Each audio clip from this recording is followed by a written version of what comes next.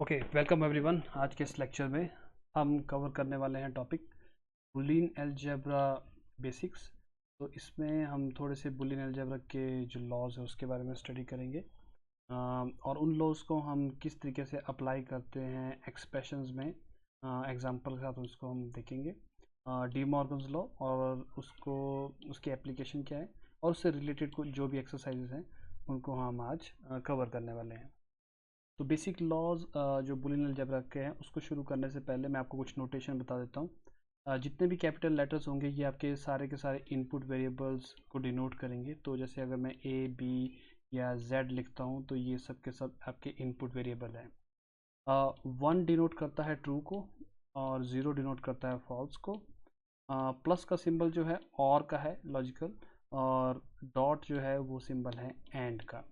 तो इन सभी जो वेरिएबल्स हैं और ये जो आपके पास सिंबल्स हैं इनको यूज़ करके हम कुछ बेसिक लॉज जो हैं उसके बारे में हम स्टडी करेंगे। तो सबसे पहला सबसे इम्पॉर्टेंट लॉ आपके पास है, हम इसको एनरोलमेंट बोलते हैं। तो एनरोलमेंट में आप देखोगे कि आपके पास कोई वेरिएबल ए है, आप उसको और कर रहे हैं 1 के साथ, तो आपका आंसर हमेशा 1 आता है।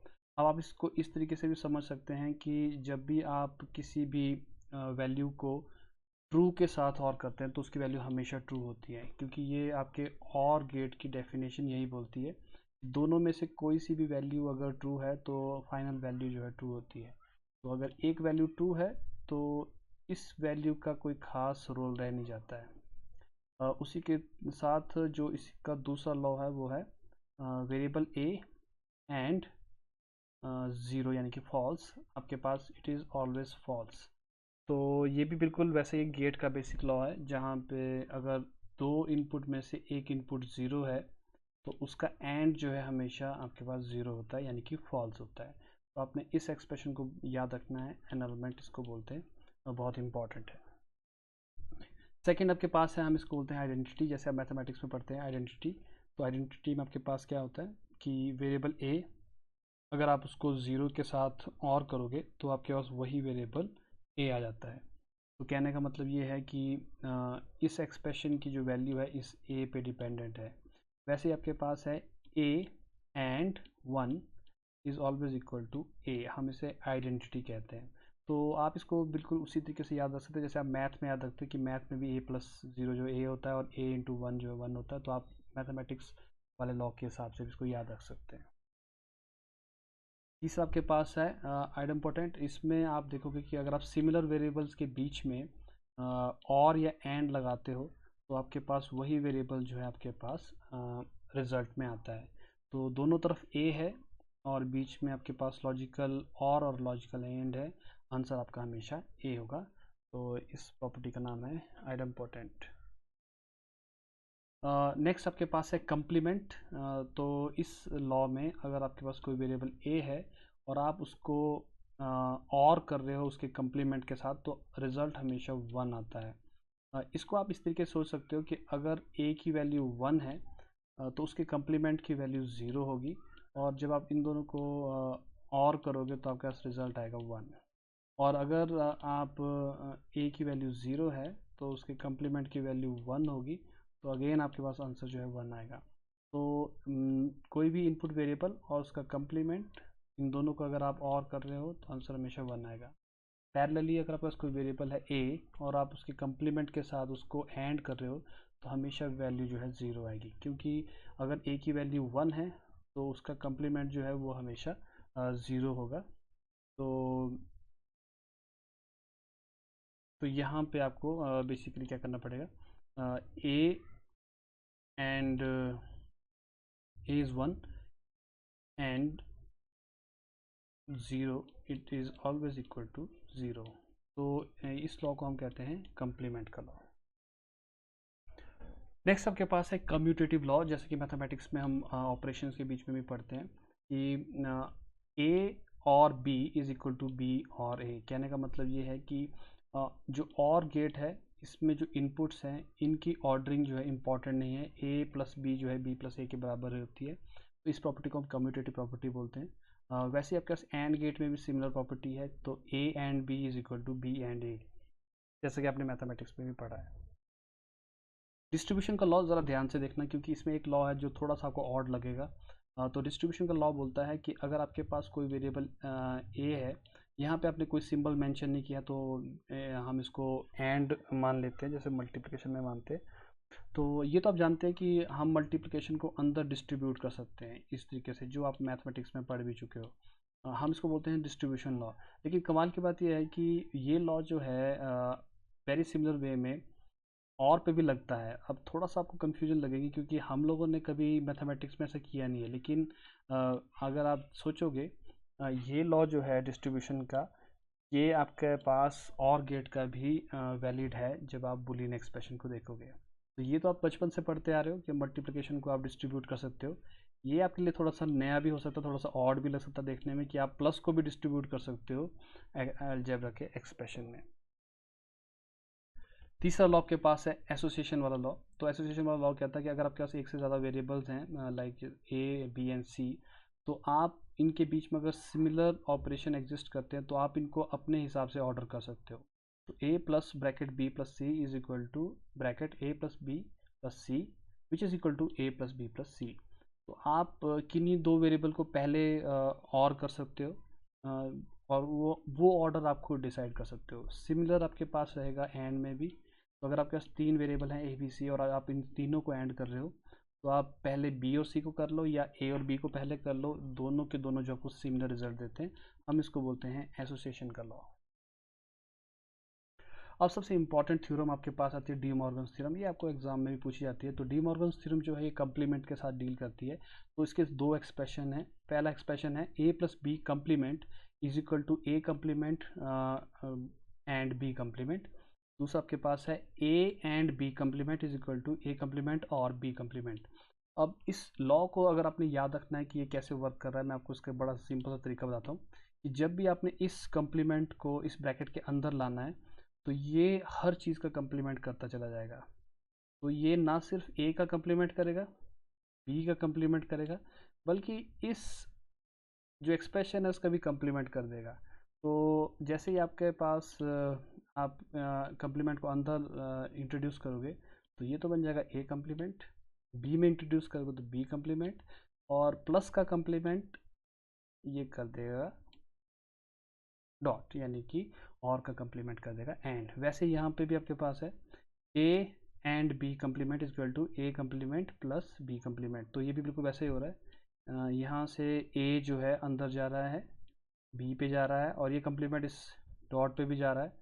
तो इस तरीके से आप इस लॉ को याद रख सकते हो कि डी मॉर्गन्स लॉ डील करता है जब आप कंप्लीमेंट्स को ब्रैकेट के अंदर इंट्रोड्यूस करते हो। और ये बहुत ही इंपॉर्टेंट लॉ है, एग्ज़ाम में पूछा भी जाता है और कई जगह पे सिंप्लीफिकेशन में भी आता है।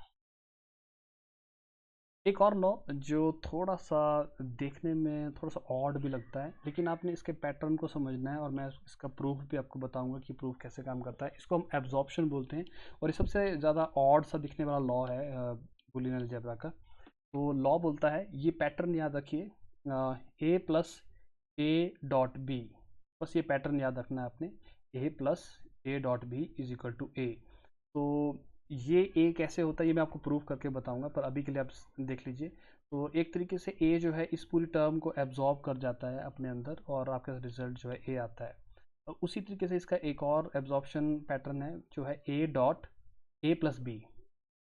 अगेन ये पूरी पूरी टर्म को एब्जॉर्ब कर लेता है, और आपका आंसर ए आता है। अब ये आंसर ए कैसे आया ये मैं आपको प्रूफ करके बताऊंगा कि इसका आंसर एक्चुअली में ए ही होता है। तो अब आप बूलियन एक्सप्रेशन को कैसे प्रूव करते हैं, इसके प्रूव करने के दो तरीके होते हैं। एक है अगर आप एक्सप्रेशन को सिंप्लीफाई कर सको, और दूसरा है ट्रूथ टेबल के थ्रू। तो मैं आपको दोनों तरीके बताऊंगा कि कैसे करते हैं। तो प्रूफ बाय सिंप्लीफिकेशन, सिंप्लीफिकेशन में हम क्या करते हैं, जैसे मान लो आपको कोई एक्सप्रेशन दे दिया जाता है और आपको कहा जाता है कि इस लॉ को प्रूव करो। अब ये लॉ जो है वही मैंने जो अभी करवाया एब्जॉर्प्शन वाला लॉ है। अब मैं इसको प्रूव करके बताऊंगा कि ये क्यों इसके बराबर आता है। तो आपको एक्सप्रेशन दिया है A dot A plus B is equal to A, आपको इसको प्रूव करना है बाय यूजिंग सिंप्लीफिकेशन। तो कैसे करते हैं, मैं लेफ्ट हैंड साइड से शुरू करता हूँ। तो लेफ्ट हैंड साइड मेरे पास है A dot A plus B. तो अब मैं क्या करूँगा, मैं इस ए को इस फॉर्म में लिख सकता हूँ जो कि है a प्लस ज़ीरो, क्योंकि मैं जानता हूँ कि a जो है that is equal to a plus zero.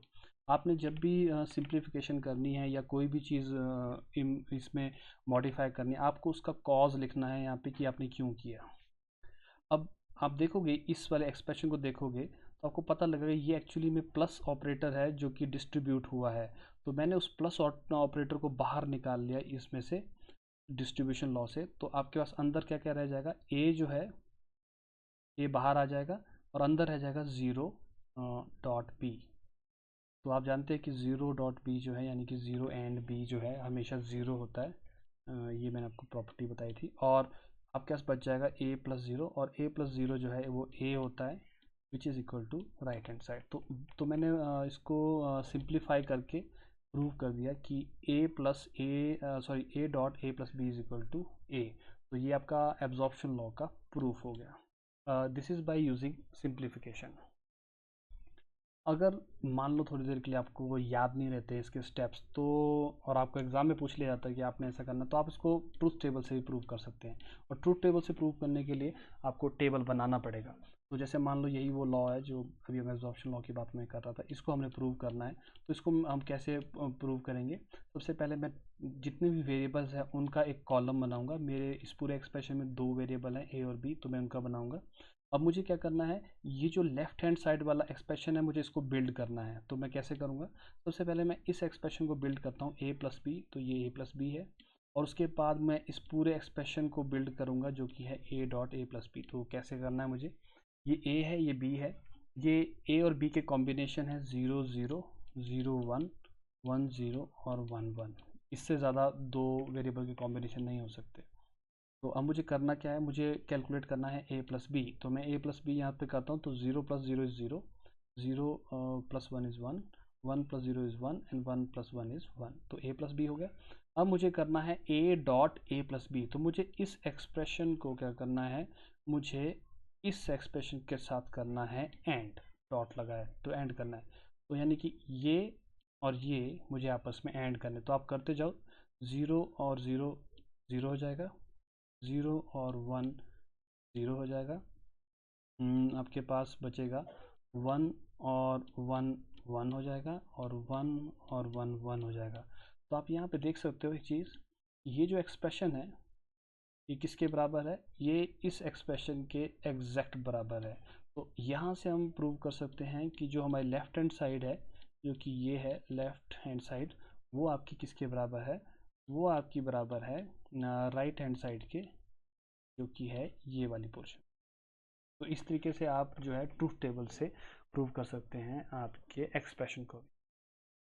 तो डी मॉर्गन्स लॉ का अगर आपने प्रूव करना है, जैसे मानो डी मॉर्गन्स लॉ है ट्रूथ टेबल से प्रूव करना, तो हम कैसे करेंगे, जैसे ये मेरे पास है expression A plus B complement is equal to A complement dot B complement.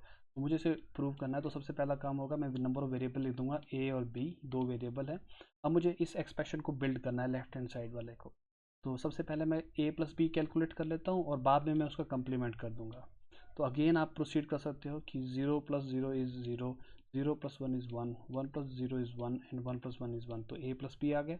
फिर मैं उसका कम्प्लीमेंट कर दूंगा। तो कम्प्लीमेंट करने के लिए मुझे इस आउटपुट को सिर्फ कम्प्लीमेंट करना है। तो 0 बन जाएगा 1 और 1s बन जाएंगे आपके 0। तो ये मेरा लेफ्ट हैंड साइड का एक्सप्रेशन जो यहाँ पे बन गया। और मुझे राइट हैंड साइड का एक्सप्रेशन बनाना है। तो राइट हैंड साइड के लिए मुझे सबसे पहले चाहिए ए कम्प्लीमेंट और बी कम्प्लीमेंट।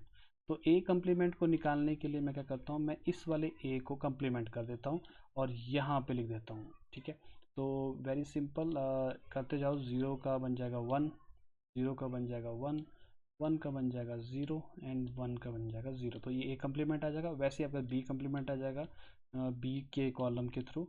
और बाद में आपको इस एक्सप्रेशन को बिल्ड करना है जो कि इन दोनों का एंड है, यानी कि इन दोनों का एंड है। तो ये एक्सप्रेशन बन जाएगा। आप इन दोनों को एंड करते जाओ। तो अगर आप एंड करते जाओगे तो this is 1, this is 0, this is 0 and this is 1। तो आप यहाँ पे एक चीज़ देख सकते हो वेरी इजीली, ये जो एक्सप्रेशन है और ये जो एक्सप्रेशन है, ये दोनों के दोनों एक्सप्रेशन जो हैं वो सेम है ए और बी की हर एक वैल्यू के लिए। तो इस तरीके से आप क्या कर सकते हो, आप जो भी आपका एक्सप्रेशन दिया है उसको थ्रू ट्रूथ टेबल जो है आप उसको प्रूव कर सकते हो। तो ये आपके असाइनमेंट्स हैं। आपको ये दो एक्सप्रेशन मैंने दिए हुए हैं, आपको उसको सिंप्लीफाई करने की कोशिश करनी है। इसके रिज़ल्ट भी मैं आपको बता देता हूँ कि पहले वाले का रिज़ल्ट 1 है, दूसरे वाले का रिज़ल्ट a प्लस सी है, ठीक है। तो आपने इसको सिंप्लीफाई करना है और कोशिश करनी है कि ये 1 के बराबर आता है सिंप्लीफाई करके कि नहीं आता है। और दूसरे केस में आपने इसको प्रूव करना है। तो प्रूव करने के लिए आपको जो मेथड अच्छा लगे, मैं चाहूँगा कि आप ट्रूथ टेबल यूज़ कर सको, क्योंकि इसमें आप देखोगे इसमें 4 वेरिएबल है, तो आपको थोड़ा सा है ना बड़ा सा ट्रूथ टेबल बनाना पड़ेगा 4 वेरिएबल का। जितने भी कॉम्बिनेशन बनेंगे 4 वेरिएबल के 16 कॉम्बिनेशन बनेंगे, काफ़ी बड़ा ट्रूथ टेबल बनेगा। तो आपने इसको ट्राई करके देखना है। सॉरी, नॉट 16 नहीं बनेंगे, इसमें 3 ही वेरिएबल है, बी नहीं है इसमें। तो आपके पास ए सी और डी है, तो आपके पास इसमें 8 कॉम्बिनेशन बनेंगे। तो ये आपने ट्राई करने हैं अपने और मैं इसको आपके गूगल जो क्लासरूम है उसमें पोस्ट करने वाला हूँ। अगर आपको कोई भी इन एक्सप्रेशन कोई भी प्रॉब्लम होगी तो आप मुझे अपने व्हाट्सएप ग्रुप में आप मुझे मैसेज कर सकते हैं।